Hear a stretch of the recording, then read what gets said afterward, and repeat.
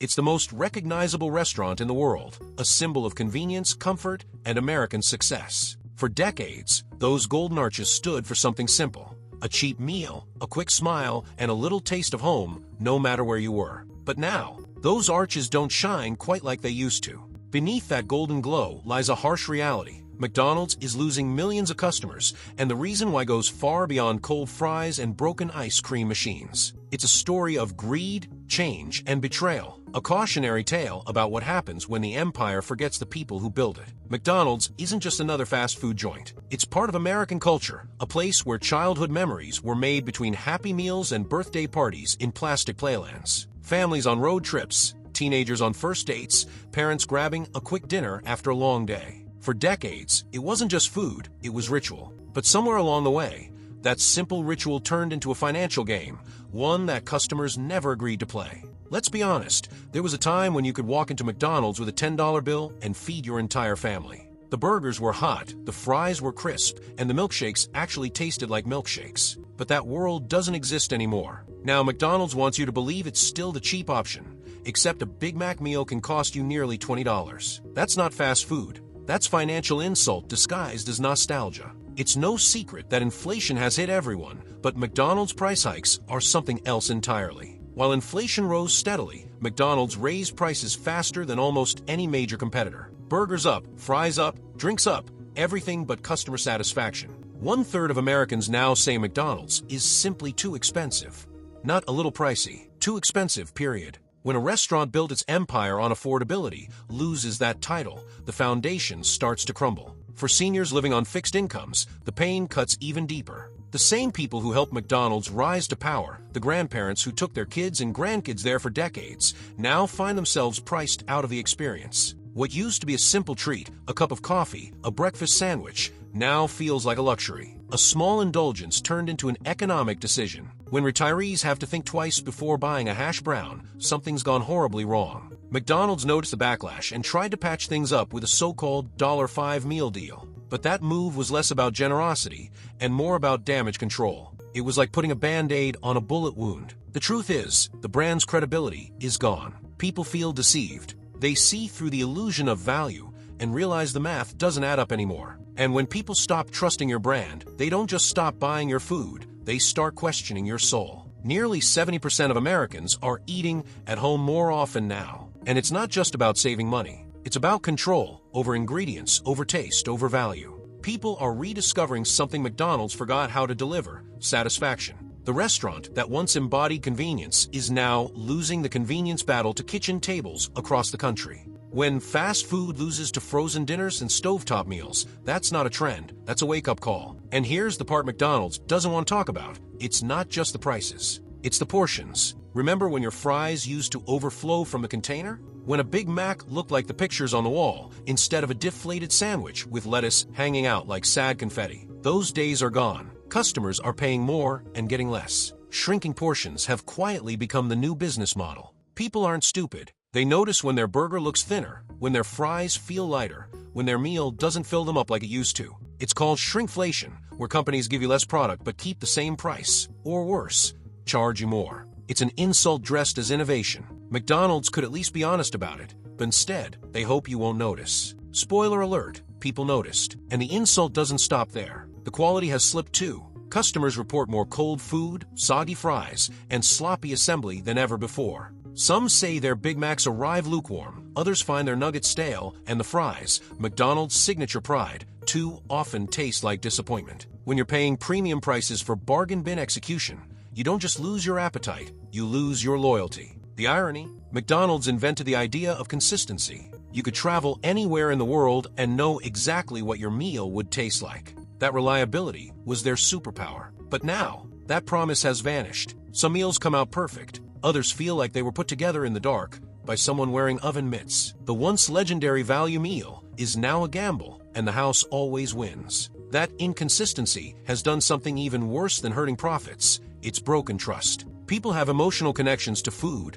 especially to brands that shape their childhoods. McDonald's used to be the safe choice, the reliable option. But now, loyal customers feel betrayed. They're not just losing faith in a burger, they're They're losing faith in what McDonald's used to represent. And while McDonald's keeps raising prices and shrinking portions, they're missing the elephant in the room, the health revolution. Today's customers are more aware, more informed, and more selective than ever. They read labels, they track sodium, they count calories, and what they're finding is terrifying. A single Big Mac packs more sodium than most doctors recommend in an entire day. A large fry carries over 300 calories and enough salt to make your blood pressure spike just looking at it. For older Americans managing heart conditions or diabetes, that's not lunch, that's a red flag wrapped in paper. McDonald's once promised to adapt. Remember the apple slices? The grilled chicken wraps? The salads that somehow disappeared overnight? Those were supposed to mark a new era of health-conscious options. But quietly, one by one, they've vanished from a menu,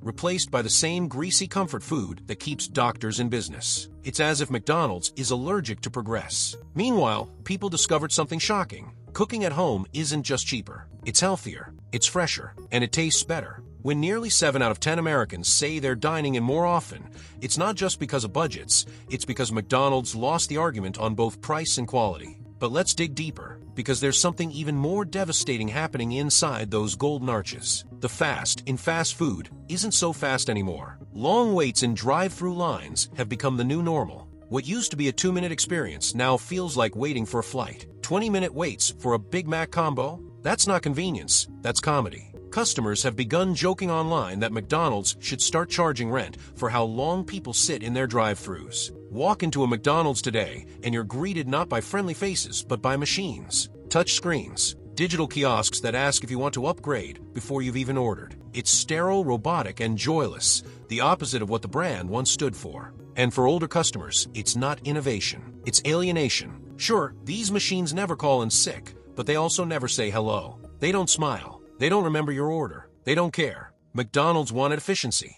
Instead, they build a wall between themselves and their customers. And that wall might be the final nail in the coffin. Behind those screens, the staffing crisis continues. Fewer workers means slower service, sloppier preparation, and fewer reasons to come back. Remember when employees took pride in getting your order right, or when managers actually walked the floor, making sure everything looked clean and inviting? Now, it feels like you're bothering them just by showing up. The brand that once sold happiness now sells indifference. And it's happening at the worst possible time. Because while McDonald's spins its wheels, the competition is feasting.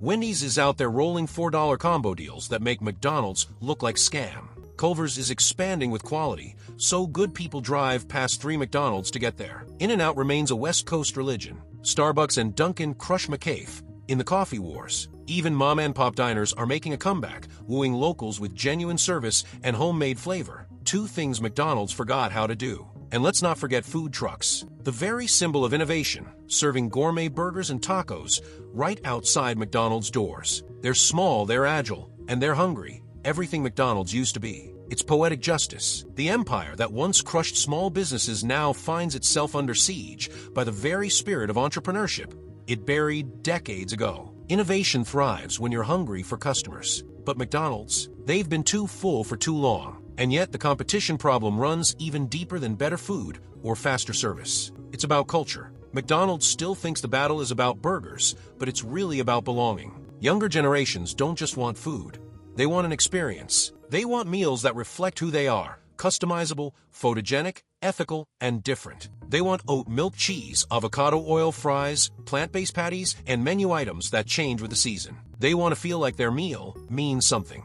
Meanwhile, McDonald's is still stuck selling the same handful of combos it's been pushing since your parents were in high school. That kind of stubbornness might have worked in 1980s, but today it's suicide. It's like showing up to a modern concert with a cassette player. Nostalgia doesn't sell when the world has moved on. And here's the thing, it's not just the 20-somethings leading this revolution. Older Americans are catching on too. Grandparents who once handed out Happy Meals now find themselves being dragged to trendy spots that serve quinoa bowls and grass-fed burgers. And surprisingly, they're enjoying it. The culture has shifted, and McDonald's is stuck in neutral. Even worse, the emotional equation has changed. People care about values now, where their food comes from, how workers are treated, whether the company gives back or just takes. They care about sustainability, ethics, community. They want brands that stand for something. McDonald's, on the other hand, feels more corporate than ever. The kind of brand that measures loyalty in quarterly earnings and customer satisfaction in marketing slogans. Customers can feel that detachment.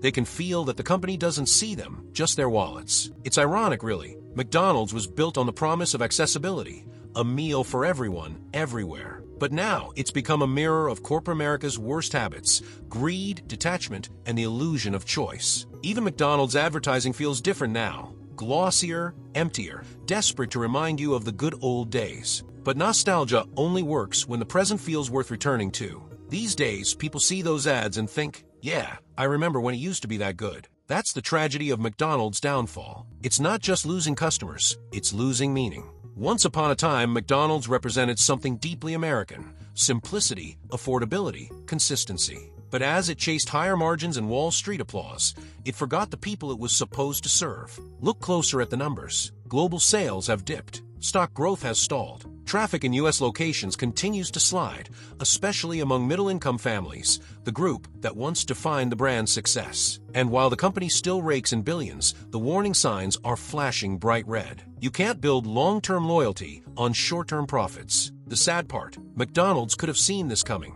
For years, customers begged for better quality, fairer prices, and healthier options. Instead, the company doubled down on gimmicks: limited-time offers, celebrity meals, TikTok collaborations, anything to distract from the core problem. It's like painting a crumbling wall and calling it progress. But here's the harsh truth: marketing can't save you when the food doesn't. People are realizing that McDonald's no longer stands for value, quality, or even convenience. It stands for shortcuts, corporate shortcuts that betray its founding promise. And as more customers wake up to that reality, they're not just leaving. They're leaving for good. McDonald's doesn't face a financial problem. It faces an identity crisis. It doesn't know who it's trying to be anymore. The cheap option? Not anymore. The fast option? Hardly. The family-friendly option? Maybe once, but not now. The healthier alternative? Please. McDonald's doesn't have a clear identity because it's too busy chasing trends instead of leading them. And when a brand loses its sense of self, it starts to crumble from the inside out.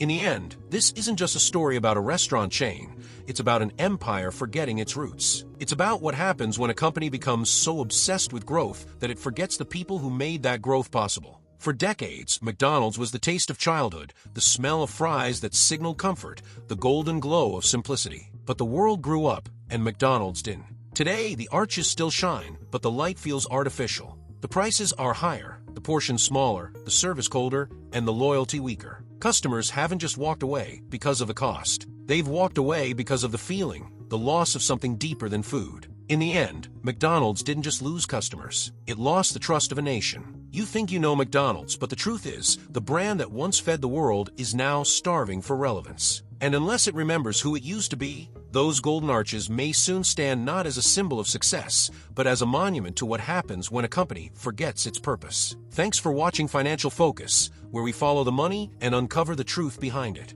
Don't forget to like, subscribe, and stay tuned for the next story they don't want you to see.